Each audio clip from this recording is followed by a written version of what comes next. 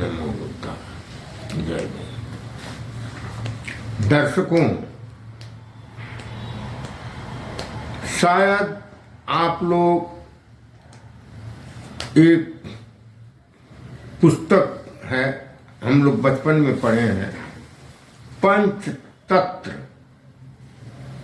पंचतत्व तो शायद आप लोग पंचतत्व नाम की किताब पढ़े होंगे। इसमें बहुत सारी कथाएं हैं। इसमें इसके सभी पात्र जानवर हैं। ये जो पुस्तक है, कहानियां जो हैं, इसके जो पात्र हैं, इसमें ज्यादातर जानवर हैं। लेकिन ये जानवर आदमी की भाषा बोलते हैं। अब कलयुग में इस पंचतत्व किताब के लेखक के एक नए अवतारी पैदा हो गए हैं। और इनका उद्भव कहाँ हुआ? इनका उद्भव हुआ है, एक प्रोफेसर हैं जो अंबेडकर नामा नाम का यूट्यूब चैनल चलाते हैं, वहीं से इनका प्रादुर्भाव हुआ है।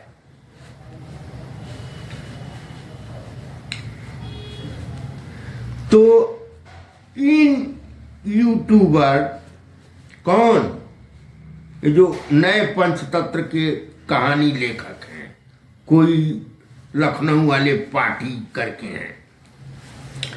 इस यूट्यूबर की कहानी में पात्र तो आदमी हैं। पुराने वाले में तो जानवर पात्र हुआ करते थे। इनके पात्र में जो है, जो भी पात्र हैं, वो सभी आदमी हैं और साधारण आदमी नहीं है। वो संविधान बनाने वालों का एक जो ग्रुप है, वो लोग हैं। लेकिन मुख्य पात्र जो है, इन्होंने बनाया है बाबा साहब डॉक्टर अंबेडकर को। और वो भी किस रोल में? बिल्कुल निगेटिव रोल में। तो हम तो कहेंगे कि इनके लिए वही कहावत एक चरितार्थ होती है, क्या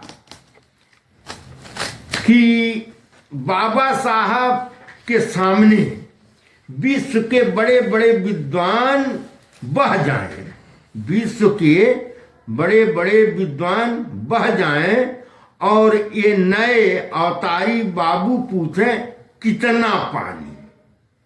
यही कहावत इन पर चरितार्थ हो रही है। आगे देखिए सज्जन कहाँ वो आकाश में उड़ रहे हैं। अब देखिए ये संविधान रचना के बारे में इन्होंने क्या कहा है। संविधान के बारे में ये अक्सर जो है एक ऐसे दिखाते हैं रोजाना, मैंने जो है सरल भाषा में भारत का संविधान लिखा है। सज्जनों, आप लोग लीजिए, पढ़िए। बहुजन नवयुवकों, इसको पढ़ करके आप जो है बड़ा वकील बन जाएंगे। लीजिए, असलियत में ये इनके नए संविधान में इन्होंने क्या लिखा है, कहाँ से नकल किए हैं, उसका अनुवाद कहाँ तक ये सही किए हैं मूल संविधान से, अभी तो हमको नहीं मालूम। ये तो आप लोग पढ़ेंगे। लेकिन हम तो कहेंगे कि भैया इनके इस संविधान के जो तैयार किए हैं उससे दूर रहिए। मैं क्या कह रहे हैं, मैंने संविधान के सभी डिबेट को पढ़ने का कमाल किया है। इसकी हर लाइन को बारीकी से मन लगा करके खंगाल लिया है। और क्या कह रहे हैं, 75 वर्ष बीत गए, इसकी सच्चाई पर नहीं भरोसा है। मैं बुद्धिमान हूं, इसका असली मर्म जान जनता को परोसा है। मैं अब ये किताब लिख दिया हूं, यही असली है। इसमें देखिए सही सही व्याख्या की गई है। सुनो सज्जनों, ड्राफ्टिंग कमेटी तो कभी बनी ही नहीं। इनका कहना है कि ड्राफ्टिंग कमेटी कहाँ बनी थी संविधान रचना के लिए? ड्राफ्टिंग कमेटी में थोड़े बनी थी। क्या कह रहे हैं? सुनो सज्जनों, ड्राफ्टिंग कमेटी तो कभी बनी ही नहीं। मुझ में महाभारत के संजय की दिव्य दृष्टि है, जो मैं कहूं वही सही। महाभारत में देखे होंगे संजय एकता, जो बैठे बैठे धृतराष्ट्र को उनके बगल से सारा महाभारत का खेल देख रहा था, कौन क्या कर रहा है। वही दिव्य दृष्टि इनके में है आज, पर वो पूरा यहीं से बैठ करके देख रहे हैं। मैदान में था तो बस ये कही ओधा BN राव के नाम का।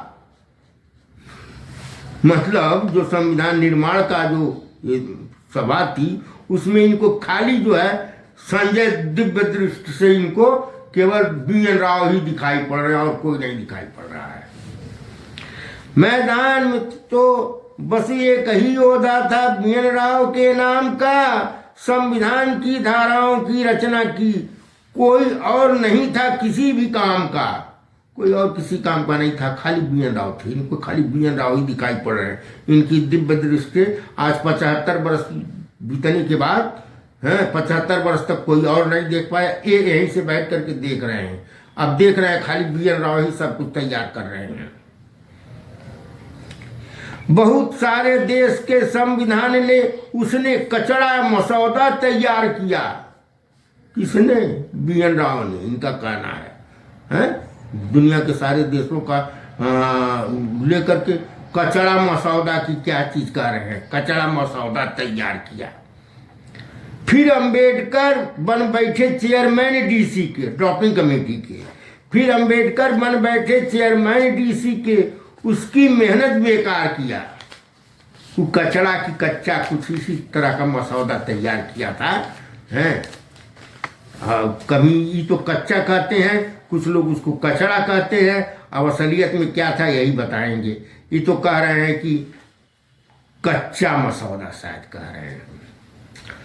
अंबेडकर कमेटियां बहुत बना दिए, उनके काम को बता दिए। कह रहे हैं कि अंबेडकर बहुत सारी कमेटियां बनाए और सबको अलग अलग काम सौंप दिए कि आपको ये संस्तुत करनी है, ये सर्वेक्षण करना है, ये संस्तुत देनी है, पूरा देख करके। हैं तो ऐसा किए तो क्या गलत किए भाई? तुम तो कह रहे हो नहीं अंबेडकर कुछ नहीं किए, और फिर कह रहे हो कि तो अंबेडकर ने बहुत सारी कमेटियां बता दी, सबको अपना अपना काम दे दिया। एक जगह कह रहे हो कि नहीं कोई कुछ नहीं किया, वो तो BN राव सब किए। इससे कहां से घाल मिल बता रहे हो भाई? हैं अपने कहते हो पहले ही स्वयं भी हो करके मैं बड़का वकील जो है लखनऊ वाला वकील बोल रहा हूँ, लखनऊ वाला वकील बोल रहा हूँ। हैं और उसी में घाल में ऐसा करते रहो, किसी को समझ में नहीं आ रहा है। अरे तुम ही थोड़ा एक विद्वान हो भाई, हम लोग भी पढ़े लिखे हैं, हम तो तुम्हारी बात समझ नहीं पा रहे हैं। क्या कह रहे हो? कभी कह रहे हो सारा काम BN राव किए, फिर कह रहे हो तो अंबेडकर बहुत सारी कमेटियां बनवा दिए, सबके अध्यक्ष बना दिए। हैं तो जब अंबेडकर कुछ थे ही नहीं तो कैसे कमेटियां बना दिए, कैसे सब कमेटियों का अध्यक्ष बना दिए, सबको कहे कि अपनी अपनी संस्तुत दो। हैं अंबेडकर कमेटियां बहुत बना दिए, उनके काम को बता दिए, फिर सबकी संस्तुतियां ले एक बड़े झोले में डाल दिया। कह रहे हैं अंबेडकर कुछ नहीं किए, बैठे रहे। सारी काम कमेटियों ने किया और संस्तुत दिया, उसको एक जगह इकट्ठा कर दिए। हैं इकट्ठा कर दिए और क्या कर दिए? फिर सबकी संस्तुतियां ले एक बड़े झोले में डाल दिया। BN राव के कचड़े हड़प कर उस बेचारे को कंगाल किया। कह रहे हैं वो जो कच्चा मसौदा तैयार किया था उसको इन संस्तुतियों को मिला करके घाल मिल करके अब तब डाल दिए, बस संविधान बन करके तैयार हो गया। अंबेडकर का कोई काम नहीं, उसमें कोई योगदान नहीं है। हाँ संविधान का ड्राफ्ट तो पहले से ही तैयार था। ये कह रहे हैं कहा ड्राफ्ट तो सब तैयार था, तो सब वो लोग सब अपना कर लिए थे। हैं तो सब कुछ तैयार था। हाँ, संविधान का ड्राफ्ट तो पहले से ही तैयार था, इसके आगे उस पर बहस करना सारा कुछ बेकार था। 2 बरस 18 महीना 11 दिन जो बहस हुई वो सब बेकार था, उसमें उसका कोई मतलब नहीं है, इनका कहना है। अंबेडकर चुप हो बैठे रहते, सारा काम बीएन राव कराते, संविधान रचना मनु औलादे की, अंबेडकर बस दिन बिताए, सारा काम इनके पूर्वजों ने की, बाप दादाओं ने, मनु की औलादों ने किया, अंबेडकर कुछ नहीं किया। और ये आगे कह रहे हैं, मूर्ख बता रहे हैं उस समय के नेताओं को, क्या कह रहे हैं? अरे मूर्ख सब नेता थे जो सच्ची मनसा खुलकर जता दिए। अब यहां भी वो घालमेल कर रहे हैं। अरे मूर्ख सब नेता थे जो सच्ची मनसा खुलकर जता दिए, सबने एक स्वर में साथ मिल अंबेडकर को संविधान रचयिता बता दिए। कह रहे हैं सभी लोग जो है वो सब बेवकूफ थे, जो सभी लोग मिल करके तो कह दिए कि नहीं, संविधान के रचयिता तो डॉक्टर अंबेडकर हैं, योगदान इन्हीं का है। सहयोग तो ये अलग बात है कि बाबा साहब अंबेडकर ने बहुत सारे कमेटी के सदस्यों को धन्यवाद दिया, उनके सहयोग के लिए आभार प्रकट किया, लेकिन यहां तो ये अंबेडकर को ही जो है नकार दे रहे हैं। ये सारा श्रेय जो है बता दे रहे हैं कि वो सब कुछ पहले से तैयार था, एक केवल एक खाका थे अंबेडकर। बस यही एक बड़े विद्वान है, यहां से देख रहे हैं। आगे ये क्या कह रहे हैं, इनको थोड़ा सा समझाना जरूरी था, इसलिए मैंने सोचा कि जरा इनको समझा दें, अभी ये कल के बच्चे हैं। अंबेडकर थे अंग्रेजों के चाटुकार, अंबेडकर तो अंग्रेजों के चाटुकार थे, इनका कहना है। अंबेडकर तो अंग्रेजों के चाटुकार थे, वायसराय के सलाहकार थे। तो का सलाहकार होना गलत बात है? वायसराय का, वो भी वायसराय का सलाहकार, जो पूरे इंडिया को चला रहा था, उसका सलाहकार होना मामूली बात है। तुम जैसे लोग तो उसके यहाँ फटक नहीं पाते, वहां चपरासी की भी नौकरी नहीं पाते। हाँ, ऐसे महान आदमी को जो वायसराय के सलाहकार थे उनको कह रहे हो चाटुकार थे। अरे कुछ सोच समझ करके ना वो सलाहकार बनाया होगा भाई, कि तुम भी बन जाते वहां, कोई और किसी को क्यों नहीं बना लिया? इसके लिए ये चाहिए, या बुद्धि चाहिए थी वायसराय का सलाहकार होने के लिए। ऐसे नहीं सलाहकार बना दिया था, कोई काबिलियत देखा होगा तभी तो बनाया है। बहुत सारे लोग तो थे बैरिस्टर कहने को, तो बाबा साहब की बराबरी करेंगे। गांधी तो हम तो सुनते हैं कि हाई स्कूल करने के बाद चले गए बैरिस्टरी करने, बैरिस्टर का पढ़ने। कमीशन हो हम गांधी को पास करते हुए। और आगे क्या कह रहे हैं, गांधी नेहरू पटेल राजेंद्र को खूब खरी खोटी सुनाते थे, अछूत भाइयों के बीच भाषण दे उन्हें बहुत महकाते थे। कह रहे हैं तो अंबेडकर जो है हमेशा नेहरू पटेल राजेंद्र गांधी को हमेशा जो है खरी खोटी सुनाते रहते थे हैं। तो खरी खोटी सुनाने के लिए सभी लोग सुना पाएंगे? इतने लोग, इतने बड़े बड़े बैरिस्टर एक तरफ गांधी, अरे अंबेडकर एक तरफ, फिर भी उन लोगों को खरी खोटी सुना देते थे। अब वे लोग चुप हो जाते थे, उनका मुंह बंद हो जाता था। तो मामूली आदमी रहे होंगे, क्या समझते हो कि बिना बुद्धि के इन लोगों को हड़का देते रहे? इनके बातों में दम रहा होगा, तर्क रहा होगा, सच्चाई रही होगी, तभी तो इन लोगों का, इतने इतने लोगों का जिनका नाम तुम ले रहे हो, उनका मुंह बंद हो जाता था है। और फिर आगे कह रहे हो अछूत भाइयों को भाषण देकर भड़काते थे। भड़का के तो क्या एकता नहीं करेंगे, एक में नहीं मिलाएंगे? तुम्हारे जो पूर्वज थे वे सब क्या करते थे बताओ ना? तुम्हारे पूर्वज जो है बाल गंगाधर तिलक से लेकर मदन मोहन मालवीय तक क्या करते थे हैं? वे लोग भी तो हिंदू के नाम पर जो है तिलक तो कहते थे कि जो है संविधान में जाने के लिए तेली तमोड़ों का क्या काम है, हम ही लोग सबसे बड़े हैं। बाबा साहब अम्बेडकर तो ऐसा कभी नहीं कहे। हाँ, अपने लोगों को इकट्ठा किए, उनको जागरूक किए, तो उसमें तुमको कहीं मिर्ची लग रही है भाई, हैं? और क्या कह रहे हैं सज्जनों, सुनिए कि अंबेडकर क्या कहते थे। क्या कहते थे अंबेडकर? जंग जारी करने जान पर मर मिटने की भाव सदा जताते थे। तो क्या गलत करते थे? अगर अपने लोगों के हित के लिए, जंग करने के लिए, जान देने के लिए, मर मिटने के लिए कहते थे, तो क्या गलत कहते थे? इसमें तुमको क्यों मिर्ची लग रही है भाई? हमारे मनुवादी पूर्वजों की नाक में दम कर आंख दिखा धमकाते थे। दिखाइए करेंगे, तुम्हारे पूर्वजों ने तो धोखा किया था, छल किया था, कपट किया था।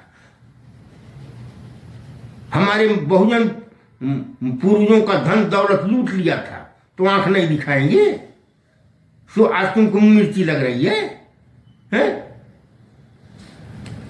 अरे भाई, लॉर्ड वायसराय थे मित्र उनका, वे कांग्रेसियों की ही बैंड बजाते थे।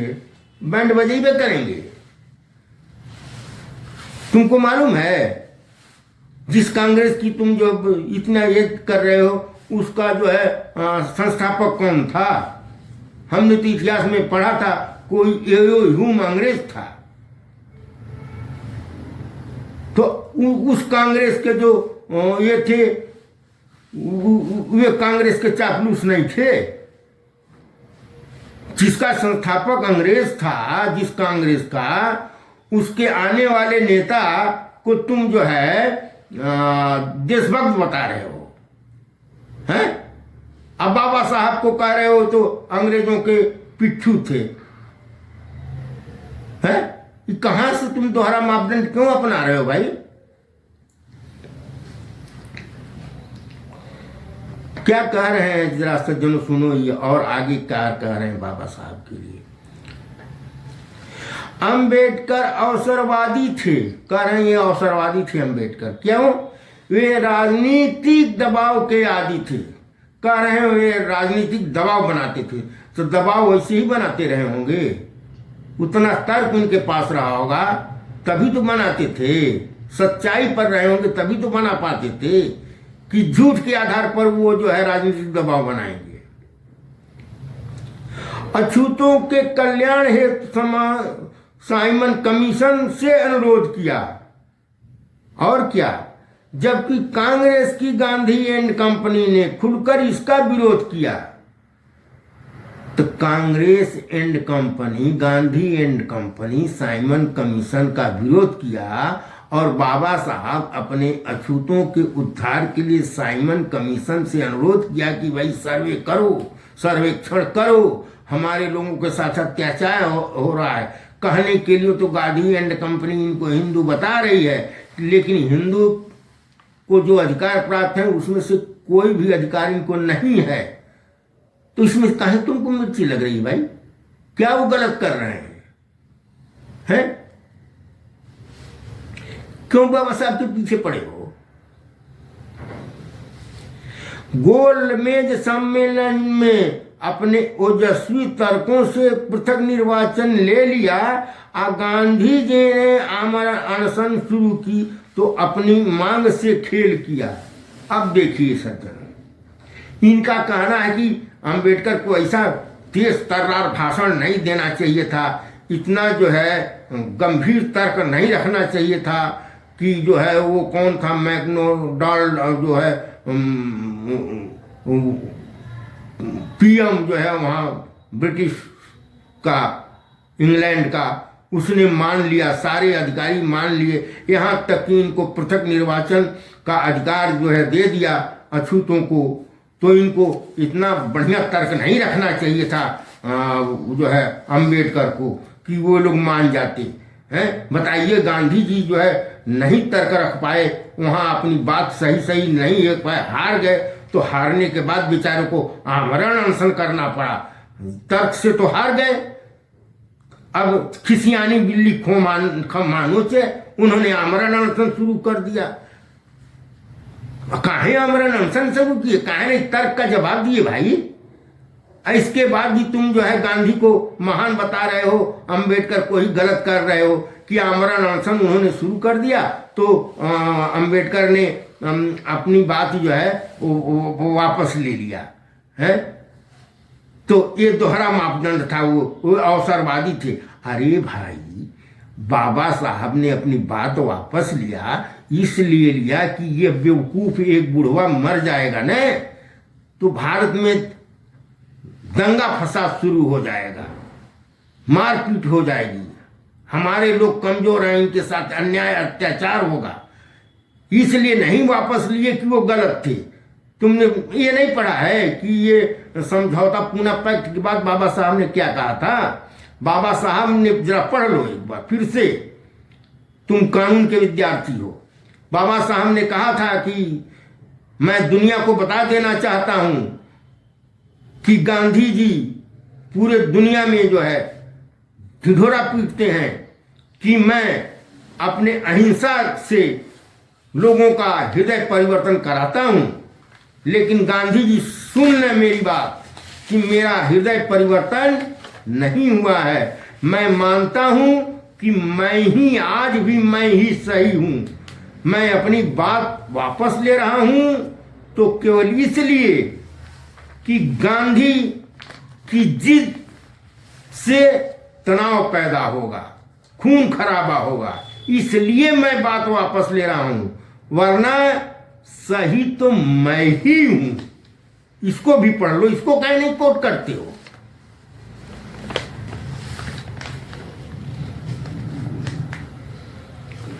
देखें 1946 में अपने स्वार्थ में बंगाल में मुस्लिम लीग से हाथ मिलाए। अभी सज्जन क्या कह रहे हैं, पाठी जी कह रहे हैं अपने स्वार्थ के लिए 1946 में इन्होंने संविधान सभा में जाने के लिए जो है बंगाल में जो है मुस्लिम लीग का जो है समर्थन लिया। तो क्या गलत किया भाई? तुम्हारे लोग जो अब नहीं उनको जाने दे रहे थे, जहां हजारों लोग एक तरफ, केवल एक आदमी अंबेडकर नाम का बहादुर एक तरफ, तो वो क्या करते? तो अवसरवादी थे, ठीक है, अपने लोगों के लिए अवसरवादी होना कोई गलत बात नहीं है। हमारे तो जो है काशीराम साहब ने भी कहा था कि हाँ मैं झूठ नहीं बोलता, और लोगों की तरह, कांग्रेसियों की तरह, भाजपाइयों की तरह मैं अवसरवादी हूं। जो भी पार्टी मेरे लोगों को अच्छा अवसर देगी, जितना अच्छा अवसर देगी, मैं उसकी तरफ जाऊंगा। लेकिन वो अपने लिए नहीं कर रहे थे, अपने लिए करोड़ों रुपए नहीं जुटा रहे थे। काशीराम साहब अपने लिए महल नहीं बनवा रहे थे, जैसा कि तुम्हारे जो है मोदी कर रहे हैं, जिनके तुम सपोर्टर हो। तुम सब अडानी और अंबानी को के लिए नहीं वो कह रहे थे, उनके पैसा के लिए नहीं वो अवसरवादी बना। अवसरवादी अपने समाज के लिए बन रहे थे कि हमारे समाज को जो जितना अच्छा अवसर जो देगा हम उसकी बात मानेंगे। हमारी बहन मायावती जी 3-3 बार रही भाजपा के सहयोग से, लेकिन काम किसका किया? काम उन्होंने अपना किया, भाजपा के आगे झुकी नहीं। आज जब भी लोगों ने झुकाने की काम किया तो कुर्सी को लात मार दी। हाँ, अवसरवादी हैं, अवसरवादी होना क्या गलत बात है? कुछ लोग तो अवसरवादी होते हैं लेकिन ऊपर से कहते हैं नहीं मैं निष्पक्ष हूं, अंदर से सब कुछ लेते हैं। तो देखें 1946 में अपने स्वार्थ में बंगाल से मुस्लिम लीग से हाथ मिलाए, उनके ही समर्थन से संविधान सभा में सदस्य चुने आए। ठीक है, हम अपने बाबा साहब पर सपोर्ट कर रहे हैं। जब वह क्षेत्र पाकिस्तान चला गया, इन्होंने खेला दांव नया। जब वह क्षेत्र पाकिस्तान चला गया, इन्होंने खेला दांव नया। कांग्रेस को संदेश भिजवाए, हमें संविधान सभा में लाए। अभी कहाँ से कह रहे हैं, कहाँ ही बैठे थे कि संदेश भिजवाए। हमको तो ये मालूम है कि कांग्रेस को तो खुद चाह रहे थे किसी तरह से बाबा साहब आ जाएं, नहीं तो संविधान जो है खतरे में पड़ जाएगा, कौन बनाएगा। बहुत सारे जो है ये उसमें झमेला है। इतने बड़े देश के लिए संविधान बनाना इतना आसान नहीं है, हैं? और तुम कह रहे हो तो संदेश भेजवाए थे। क्या, चलो आगे सुनो मेरे कांग्रेस से कृपा आकाओं, ये पाठी जी कह रहे हैं। सुनो मेरे कांग्रेसी कृपा आकाओं, आपके पूर्वजों के बल सभा में आए, इसी अंग्रेजों की बनाई पार्टी कृपा से डीसी चेयरमैन बन पाए, ड्राफ्टिंग कमेटी के चेयरमैन। किसके? अंग्रेजों की बनाई हुई पार्टी जो कांग्रेस पार्टी है, कह रहे हैं उसी पार्टी के समर्थन से ही तो जो है अंबेडकर संविधान सभा में आए। तो हम तो समझ ही नहीं पा रहे हैं, कभी घाल-मेल कर रहे हो भैया।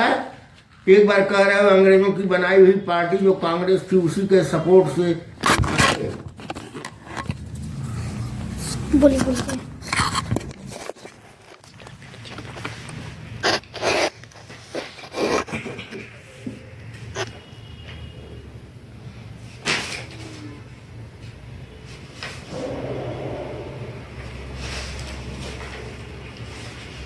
आगे क्या कह रहे हैं ये सज्जन, क्या कह रहे हैं आगे? कांग्रेसी सरकार में कानून मंत्री बन अछूतों को छूट दिलाए, इसमें भी इनको तकलीफ हो रही है। ये केवल अछूतों के नेता थे, ओबीसी एसटी एमएनटी से खुद दूरी बनाए। इनका कहना था कि ये केवल एससी कम्युनिटी के ही लिए काम किए, एसटी ओबीसी और माइनॉरिटीज के लिए इन्होंने कभी कोई आवाज नहीं उठाई। अब हम तो नहीं जानते कि ये कहाँ से ये सारी चीजें उठा के ला रहे हैं, अभी देख रहे हैं, ये पूरा वांग में पढ़ चुके हैं। महिलाओं के जीवन सुधार में इनका कोई योगदान नहीं है। देखिए नई बात इनकी भैया, अभी तक सभी लोग जान रहे थे कि बाबा साहब जो है हिंदू कोड बिल लाए थे, पास न होने पर इन्होंने मंत्रिमंडल से इस्तीफा दे दिया था। ये कह रहे हैं ना कुछ नहीं, महिलाओं के अधिकार के लिए अंबेडकर कभी भी एक आवाज नहीं उठाए। तो उठाया कौन था? ये देखिए क्या कह रहे हैं। महिलाओं के जीवन सुधार में इनका कोई योगदान नहीं। Hindu code bill BN Rao का था, अंबेडकर का तो नाम नहीं। इनका कहना है कि ये सारी चीजें तो BN राव लिख के पहले उसका ड्राफ्ट तैयार करके दे दिए थे, बहुत पहले, संविधान बनने के पहले एकदम सब कुछ तैयार कर दिए थे हिंदू कोड बिल के बारे में। ये जो है अंबेडकर का ये नहीं था। ये तो त्यागपत्र किसी और कारण से दिए। वो जो है भारत के विभाजन में जो है जो ये था पृथक, यानी हिंदू भारत में आ जाएं, भारत के पूरे मुसलमान पाकिस्तान में चले जाएं, इस विवाद को लेकर के उन्होंने जो है इस्तीफा दिया था। ये इनका कहना है। अभी कहाँ से पढ़े हैं मैं नहीं कह सकता। जमींदारों से जो जमीन मिल गई उसे भूमिहीनों में नहीं बटाया। इनका कहना था जमींदारों से जो जमीनें मिली भारत सरकार ने लिया, उसको अंबेडकर ने जो है भूमिहीनों को बंटवाया नहीं। बंटवाया नहीं तो कहाँ इन्होंने विरोध किया, ये तो हमको अभी कहीं लेख में नहीं मिला है कि अंबेडकर ने इसका विरोध किया कि जो भी जमींदारों से जमीनें ली गई हैं, सरकार ने लिया है, वो भूमिहीनों को ना बांटा जाए। आप लोग अगर कहीं पढ़े हों, हमारे विद्यार्थी पढ़े हों, तो कहीं देखें कहीं क्या बाबा साहब ने ऐसा कहा है क्या कि जमींदारों से जो जमीन ली गई है वो भूमिहीनों को न बांटी जाए। ये कहाँ से ला करके ये रख रहे हैं। इनका वीडियो आप लोग देखिए तो ये क्या क्या आक्षेप लगा रहे हैं। और क्या ये कह रहे हैं तुमको मालूम नहीं अछूते हो 1947 में पूना पैक्ट रद्द की मांग उठाया। अब ये भी एक बात ये कह रहे हैं कि 1947 में डॉक्टर अंबेडकर ने जो है उसी पूना पैक्ट का विरोध किया जो खुद 1932 में इन्होंने गांधी के साथ किया था। 1947 में आकर के इन्होंने एक ड्राफ्ट जो है कमेटी को भेजा कि इस पर विचार किया जाए कि पूना पैक्ट को रद्द किया जाए और हमारे लोगों को पृथक निर्वाचन का अधिकार दिया जाए। और फिर आगे कह रहे हैं कि उस पर चर्चा नहीं हुई। तो जब चर्चा नहीं हुई तो इनको कहाँ से ये ड्राफ्ट मिल गया कि 1947 में बाबा साहब ने पूना पैक्ट रद्द करने का अनुशंसा की थी? क्या किया था? अगर किया ही होगा तो गलत क्या किया? अगर उनके साथ 1932 में अन्याय हुआ तो जब देश स्वतंत्र होकर के नया संविधान होने जा रहा है और ये मांग अगर उठाए हों तो मैं तो सपोर्ट कर रहा हूं कि बाबा साहब ने ठीक किया। अपने लोगों के लिए अगर वो ऐसा कर रहे हैं, जी जान लगा रहे हैं, तो तुमको काहे तकलीफ हो रही है भाई? हैं? वो भी 75 वर्ष के बाद तुम्हारी आंख खुल रही है।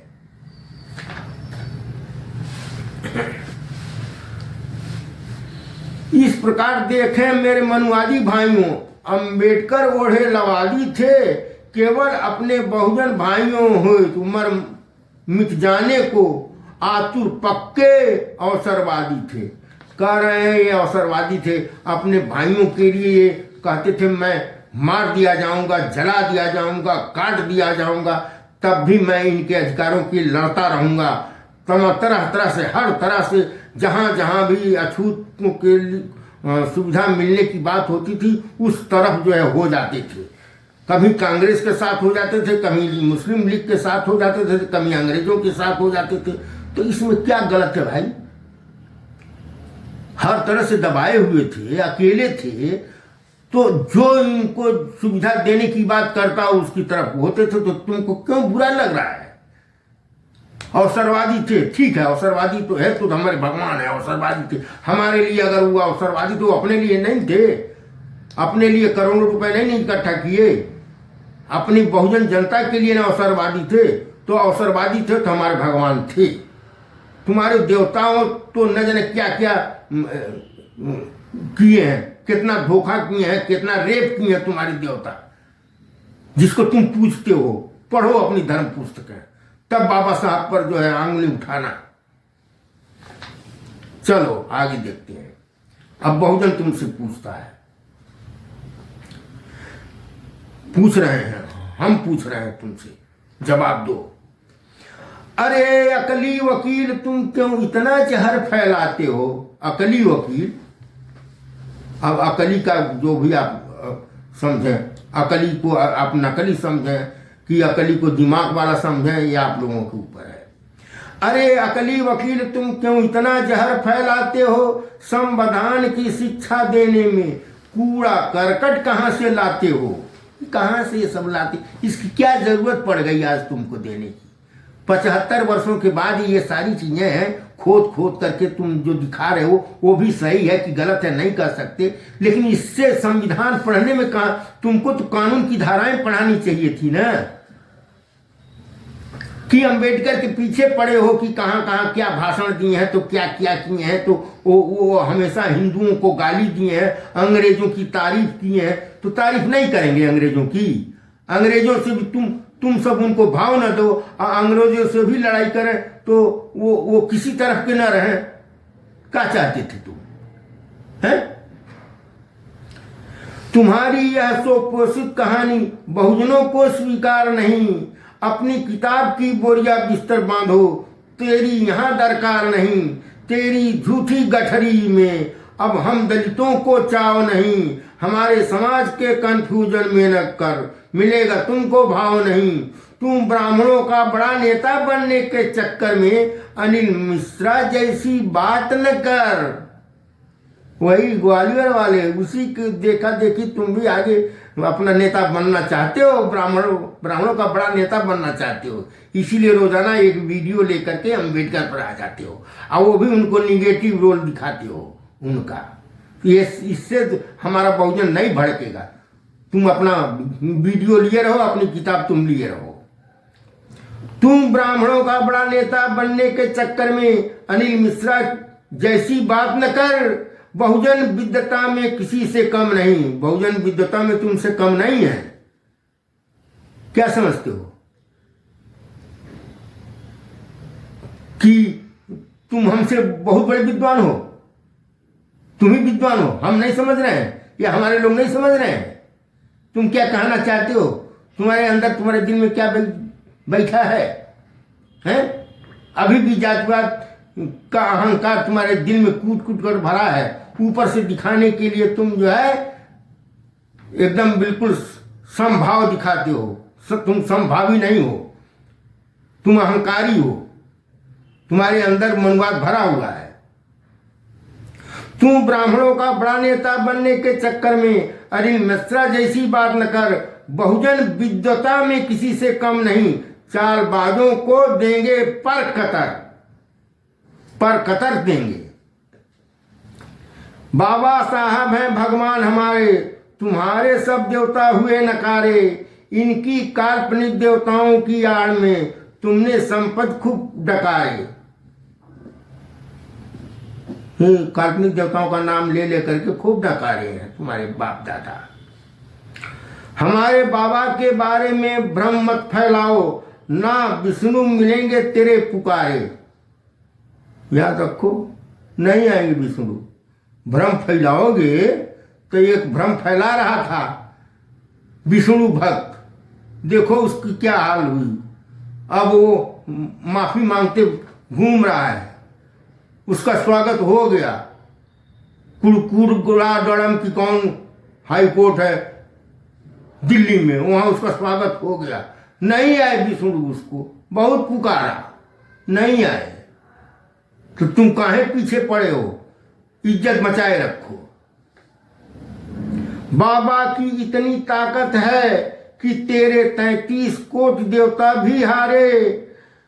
सुझाव यही है मेरे बच्चों, जातिवादी अभिमानी को छोड़ चुप हो जाएं हमारे प्यारे।